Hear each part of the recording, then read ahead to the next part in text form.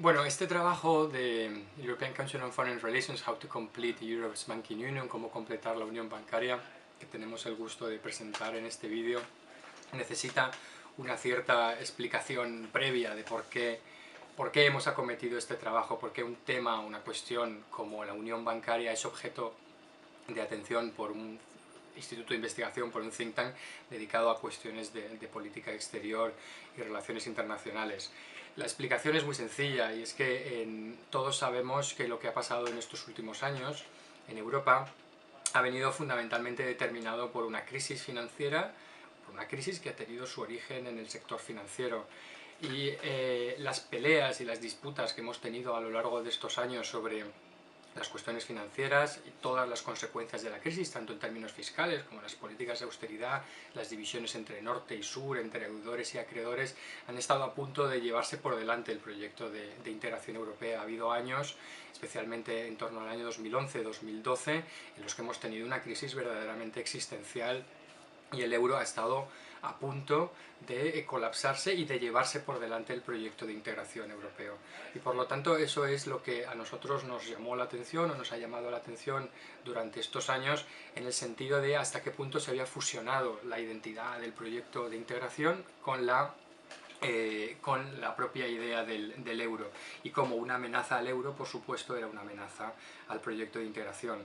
Y recordamos en alguna discusión cómo empezó el proyecto de integración europea. Empezó por una cosa tan pequeña como el carbón y el acero, porque muy acertadamente los padres fundadores, en este caso Jean Monnet, se dieron cuenta de que el punto de fricción, de tensión más importante entre los europeos, que había generado los dos conflictos, incluso el conflicto anterior de la guerra, todos los conflictos franco-alemanes, era el control de los recursos de carbón y acero en la cuenca del Ruhr, las disputas en torno a Alsacia y Lorena, ¿no? Entonces la genialidad de Jean Monnet fue decir, si resuelvo los conflictos por el acceso a este recurso estratégico, podremos generar un contexto en el cual el proyecto de integración pudiera prosperar, ¿no?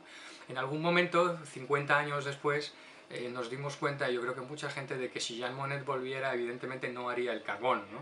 No empezaría por integrar el carbón, sino que nuestros principales puntos y fricciones y desavenencias ha sido en torno a las cuestiones financieras, ¿no? Y ha sido lo que mayores peleas ha generado y tensiones muy amargas con el resurgir de todo este tipo de estereotipos, ¿no? También nos ha llamado la atención porque la tardanza y la lentitud y quizá la fragmentación en la incapacidad de gobernarse a sí mismo es lo que más se ha visto de Europa durante estos años de crisis, ¿no?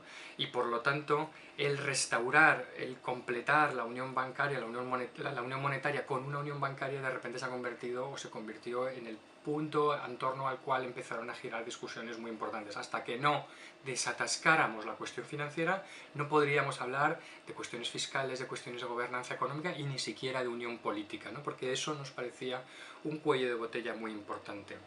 Entramos en esta crisis sin una unión bancaria y pagamos las consecuencias, mientras que Estados Unidos fue capaz de, después de la caída de Lehman Brothers, muy rápidamente hacer un paquete de rescate masivo en el mismo año 2008 y restaurar el sector financiero. Los europeos hemos estado arrastrando los pies con esta cuestión. Afortunadamente, en el pacto de 2012 por el cual se salva el euro, se incluye el proyecto de unión bancaria, porque se dice hay que cortar, hay que poner fin al vínculo tóxico entre deuda soberana y deuda privada.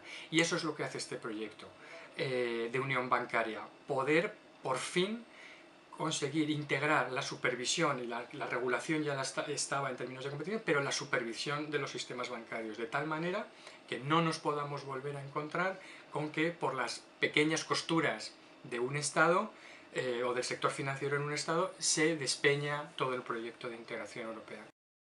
El proyecto de unión bancaria ha llegado quizá tarde comparado con las necesidades que teníamos. Llega a veces, como es típicamente europeo, de una forma fragmentada y después de una negociación confusa, con múltiples actores, donde todo el mundo quiere intervenir, y con recursos que son siempre escasos al principio, ¿no? Es Típicamente muchos proyectos europeos han empezado así, de una forma criticable porque son incompletos, con la esperanza, ¿no?, de que al hacerse a la mar se fueran a ir reparando por el camino. El proyecto de unión bancaria no es muy distinto en este sentido. Lo importante es que cambia completamente las reglas del juego, cambia el nivel en el cual trabajamos. El ámbito de supervisión de del sistema bancario europeo y de los bancos europeos va a estar ahora en un sitio distinto, va a estar en Frankfurt. Frankfurt será responsable de supervisar los bancos. Los bancos, si quieren engañar a alguien, tendrán que engañar a un supervisor que está en Frankfurt. Por lo tanto, todos los fallos regulatorios de supervisión que hemos visto hasta la fecha son trasladados a un ámbito diferente donde esperamos que funcione mejor. Esta unión bancaria podrá, por lo tanto, tratar con crisis y con problemas bancarios como los que hemos tenido hasta ahora, donde bancos pequeños o bancos medianos arrastran a estados en su camino. Sin embargo, es verdad, y el trabajo critica, que ni el fondo de recapitalización sea lo suficientemente grande para tratar con crisis sistémicas, y tampoco está tan claro que los mecanismos sean tan ágiles. ¿Cuál es la esperanza? Que efectivamente con el tiempo se vaya dotando este fondo de recapitalización de tal manera que tengas un instrumento ágil y efectivo para tratar con una gran crisis, ¿no? Y también que puedas diseñar o hacer que los mecanismos funcionen de una manera mucho más fluida. Pero lo que nos parece importante es que, y con eso vuelvo un poco al planteamiento del trabajo que hacemos, es que una unión bancaria no es una unión de bancos, ¿no? No es un proyecto técnico para ayudar al sector bancario a que funcione mejor, sino que precisamente por el papel central que tiene el crédito en nuestras sociedades y por las consecuencias que tiene la ausencia de crédito o el exceso de deuda, es un proyecto que va mucho más allá y que, si funciona correctamente y como nosotros damos una serie de recomendaciones, queremos que se complete de manera adecuada, nos hará pasar a un umbral de integración que será mucho más potente y mucho más poderoso.